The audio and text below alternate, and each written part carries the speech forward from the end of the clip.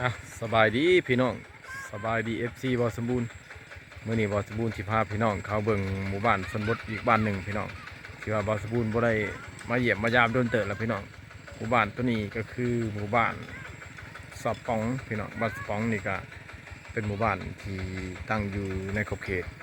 ชุมพาบังพี่น้องเลยห่างจากตัวเมืองเซโปนออกมากะประมาณอยู่65 กิโลเมตรพี่น้อง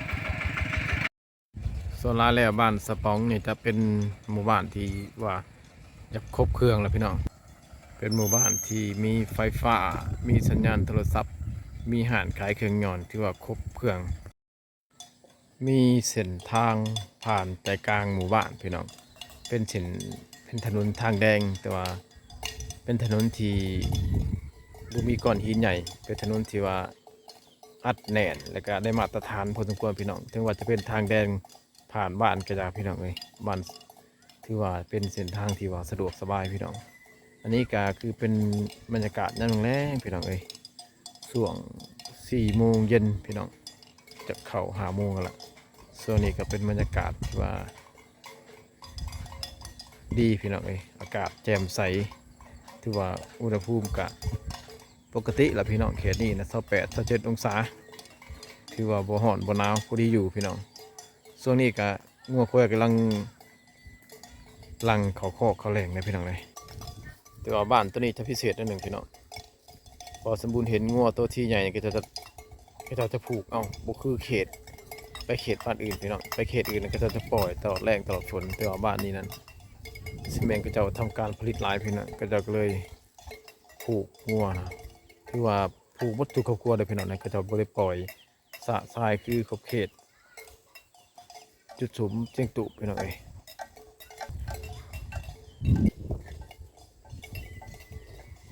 มาเถือะมาไม่เท่า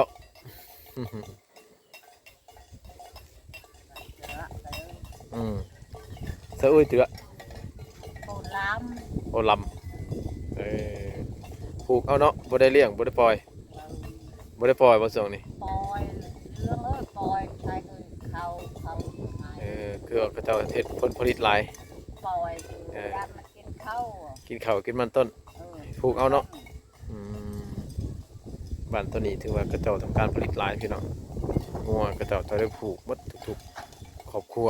พี่น้องเอ้ยตอนค่ำมากะกระเจ้าก็จะไหลเอางัวไปงัวมันมาผูกไว้จะคอกแสลงก็เว้นกะมีคนเด็กๆหน่อยไปเลี้ยงพี่น้องเอ้ยทุกๆบ้านของขอบเขตชนบทนี่พี่น้องส่วนหลายก็จะมักบุกเฮือนอยู่กล่องไม้พี่น้องเอ้ยถือว่าทุกบ้านเลยนะพี่น้องบอสบูนไปขอบเขตชนบทก็จะปลูกเขื่อนอยู่กล่องต้นใหม่เลยพี่น้องเป็นต้นใหม่บัวใหญ่ต้นใหม่น้อยเนี่ย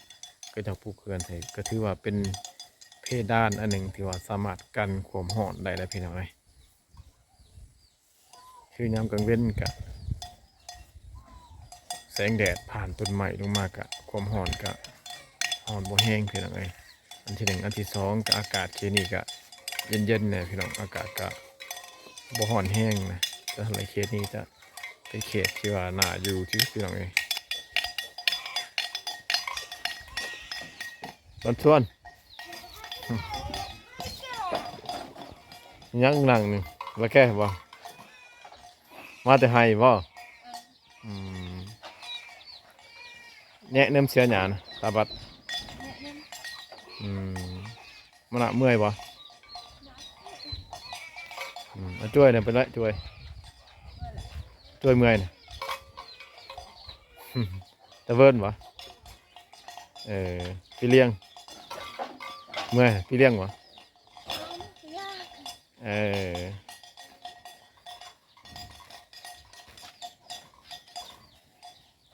ไกลบ่ให้เจ้า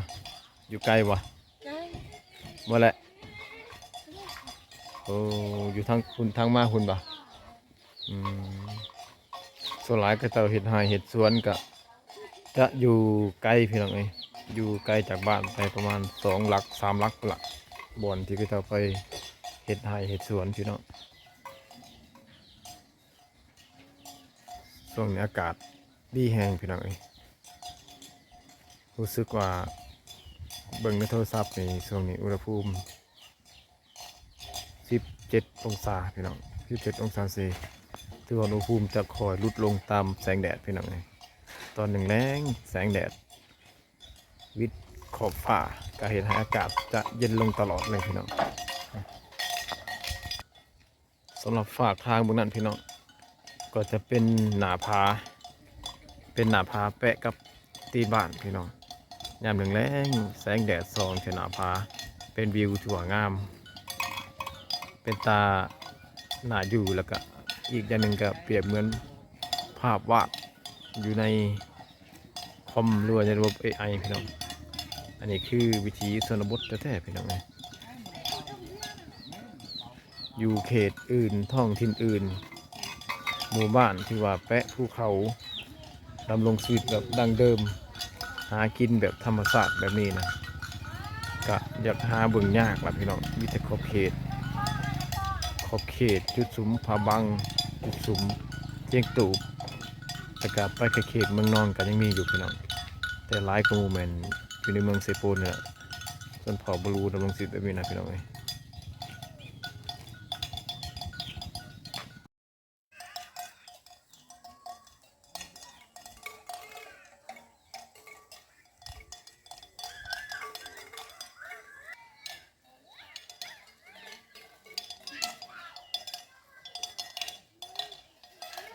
งัวจะเบิดบ่คือหลายโตแท้บ่ บ้านนี้ เบิดบ้านที่มิแต่ปล่อยบ่ผูกคือกันบ่ยามนี่ เลี้ยง ยามค่ำแล้วมันไหลเอาเขาขอไฟของมันบ่ อืมสบายแถวเจ้าหญ้าบึดเนาะ อืม จักโตซะงัวเจ้าทำไม มัวได้ใบได้งัวเขา บ่มีบ่ เออ จะได้เฮือนจากที่นี่บ่ แน่เหรอ ข้างหลังนี่อยู่หลายคนบ่ อะไรเดียวอะใครชอบคนแม่เท้า อยู่กับแม่เฒ่า อืม อืมเฒ่าแห้งบ่แม่เฒ่านะ นี่เท้า ยังบ่เฒ่าทั้งคน เออ ลูกหลานบ่เท่าไหร่จ้ะลูกหลาน ดูร้านมันเขาเอาเฮือนเบิดอืมสบายดีแม่เฒ่ายังได้ยินอยู่บ่ เงี้ย ตุ้งบ่ บ่ได้จุ้ง เออมาแต่ไสนั่นจู้จะและเมื่อยน่ะ ด้วยตาโรน ตาโล ตาโรนี่ก่อนนอนน่ะเมื่อยตาโล มันหักคู่อันน่ะตายเท่า คือบ่ให้ลูกมัดซอยลูกหลาน โดยลูลาด ลูกหลานบ่ซอยเลยเนาะ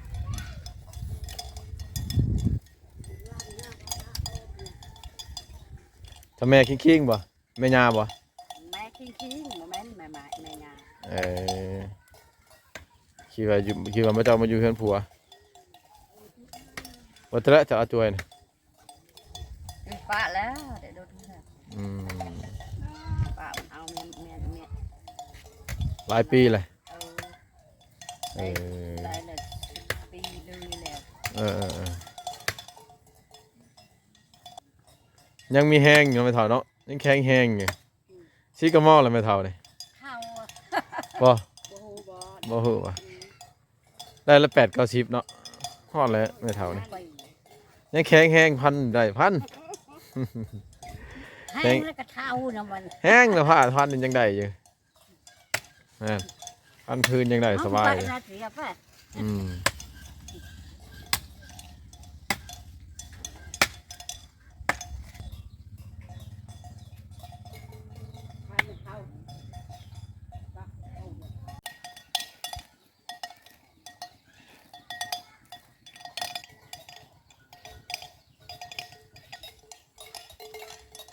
สิล่ำเตือเมื่อย น้อยปลาลำ บ่ เดี๋ยวใบเจ้า ตัวอยู่ในเนี่ยเด็กของเขาบ่ตัวในนะในห่มนะอืมของเจ้าบาลัมขายเบิดบ่แต่ว่ายังเหลือหน่อยแท้ ขายมดใบซื้อ ฮะ ใบซื้อเป็นกันโม ซื้อมาใหม่บ่นี่ เออ เท่าไรตัวสำนินราคาเท่าไหร่จักล้าน 5 ล้าน 6 ล้าน 5 ล้านบ่นี่ตัวน้อยๆเท่านี้5 ล้านไปเลยพี่น้องเอ้ยราคางัวตัวนี้6 ล้าน 6 ล้านก็ประมาณ 10,000 บาท ยืมประ ตัวนี้5 ล้านก็ประมาณอยู่6เท่าไหร่พี่น้อง 8,000 ประมาณ8,000 บาท คืองัวนี่ ซื้องัวเลี้ยง อืมลานยืม ลงทุนเนาะ ลงทุนเผื่อมื้อหน้ามีกำไร จักกำไรก็ได้กำไร สิพาพี่น้องย่างเขาไปเลาะเบิ่งทางในบ้านพี่น้องเข้าไปทางนั้นจะเป็นส่วนหลายจะเป็นป่าใหม่แปะกับเพื่อนเลยพี่น้องเดี๋ยวพี่น้องย่างเข้าไปเบิ่งทางใน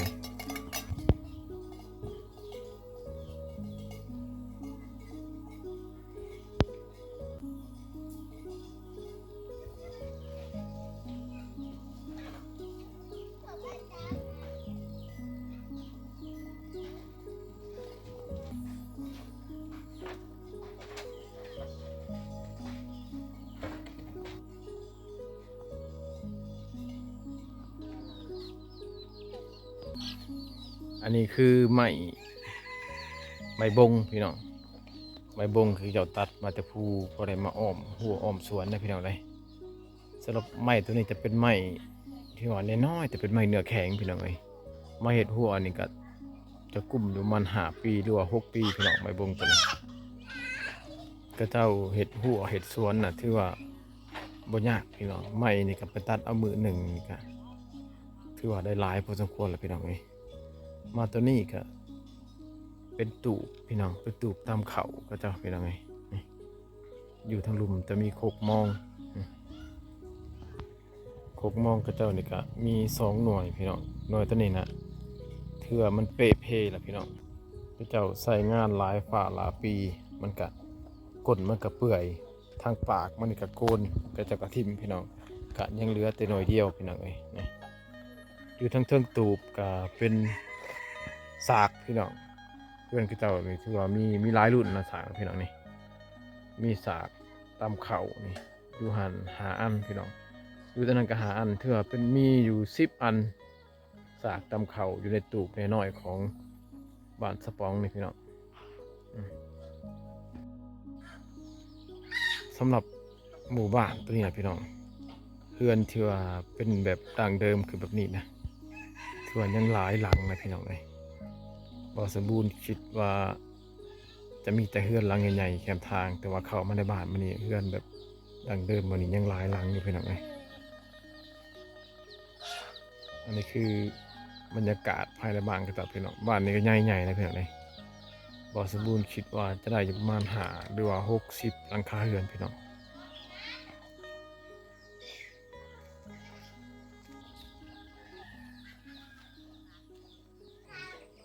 สำหรับไก่กาหรือว่าสัตว์เลี้ยงก็จะประเภทไก่บ่ส่วนหลายมีแต่ไก่พี่น้องเป็ดนี่จะบ่สูมีบ่หลายเท่าไก่พี่น้องไอ้เป็ดก็มีอยู่ส่วนหน่อยก็เจ้าเลี้ยงนี่ก็แบบสบายพี่น้องปล่อยหากินตามบ่อนที่ว่ามีคกที่ว่าเขาเจ้าพัดข้าวเปลือกนะพี่น้องบ่จะบ่ได้เกลือหลายละงานหน่อยสะอุ้ยละงานหน่อยนี่ งานคือ สะอุ้ยเนาะ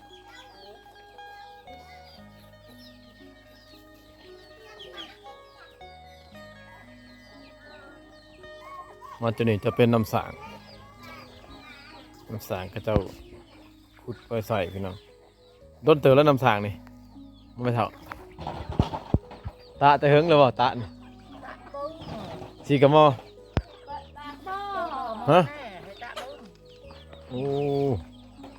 ชื่อว่า20 กว่าปีพี่น้องน้ำสางตัวนี้ไม่เท่าเราเอาก็เจ้าเห็ดมานี่ถือว่าด้นเติบพี่น้องเองขุดเองบ่หรือว่าจ้างเขาขุดมือยันวานก็เจ้าจ้างรถจ้างยังเขาจกบ่แม่นเลิกบ่4 เมตรนี่6 เมตร6 เมตร 7ก็ถือว่ายังมีน้ำอยู่พี่น้องน้ำสางตัวนี้6 เมตร 7ถ้าเขาเทียบใส่ดินที่ว่าสูงคือบ้านก็จะเป็นบ้านสูงนี่พี่น้องบ้านสูงบ้านแปะหน้าผาไปนี่นะขุดน้ำสางก็6 เมตรก็ถือว่าบ่เลิกพี่น้องก็ธรรมดาจะถ้าเทียบใส่ คือบ้านทงเพียงแท้กับน้ำสางทั้งเทื่อก็ฮอด10กว่าเมตรก็ยังมีพี่น้องอันนี้บ้านอยู่ภูอยู่ผาอยู่ดินนูนก็ถือว่าน้ำบ่เลิกพี่น้องนั่นก็ไก่น้องไปเท่า พอเท่าสุดยอดเลยไปถึงแล้วบ่เสียหยาบ่เท่าตาบัดเนี่ยแงะเดิมฮะโอ้เห็นหน้าบ่ไปเท่าตาเนี่ยสะเอ้ยเนี่ยฮะบัดจิตก็บนแล้วเนี่ยลงพุ้นทางห่วยสะปองเดอะสะปองบ่ฮะวีตะพิงพุ่นโอ้อยู่ใกล้ได้นอนนาเนาะถือว่าออกจากบ้านนี่ไปหานาแล้วก็ประมาณอยู่4 ลักพี่น้อง4 กิโลเมตรไปนาเราไฮนี่บ่ได้เฮ็ดเลยบ่แม่เฒ่าแต่เบิ่นตะสไลด์นี่ตายตาตะกอนหูจาดินสลักก็จะปลูกตะตาล่ะนะตะบนรุยตะตาโรก็ปลูกมันเบิดเนาะแม่เฒ่าเนาะสไลด์น่ะแม่เฒ่าเพิ่นบอกว่าเพิ่นบ่มีบ่อนที่ทางเฮ็ดให้นะพี่น้องสไลด์เราทางก็จะปลูกมันต้นหรือหมูปลูกอย่างอื่นพี่น้องเราจะบ่ได้เฮ็ดให้เราเฮ็ดนาแม่เฒ่านี่นี่คือบรรยากาศภายในบ้านเด้อพี่น้องเด้ออากาศที่ว่าดีบรรยากาศดี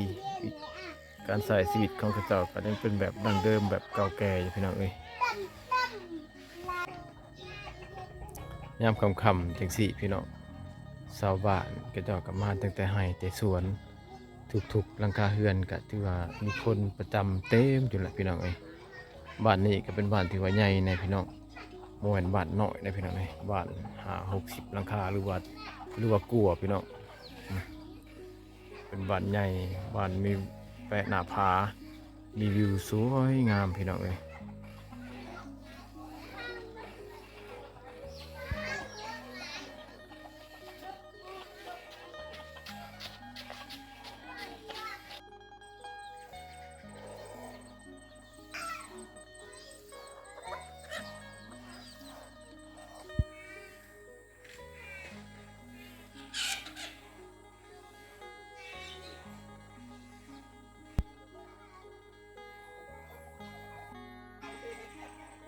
พี่น้อง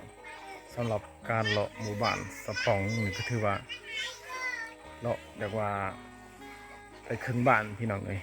ก็สูจะเดินทางกลับก่อนพี่น้องเนื่องจากมีภารกิจด่วนมันค่ำแล้วพี่น้องส่วนนี้ก็5 โมงกลัวสิเข้า6 โมงแรงแล้วพี่น้องยังสั่นแหละระยะทางที่บ่สมบูรณ์ยังสิไปยังเดินทางไปไกลอีกพี่น้องสำหรับคลิปนี้ก็สิฝากกับที่บ้านสะปองนี่พี่น้องเจอกันใหม่คลิปหน้าแล้วก็อย่าลืมให้กำลังใจพี่น้องขอขอบใจ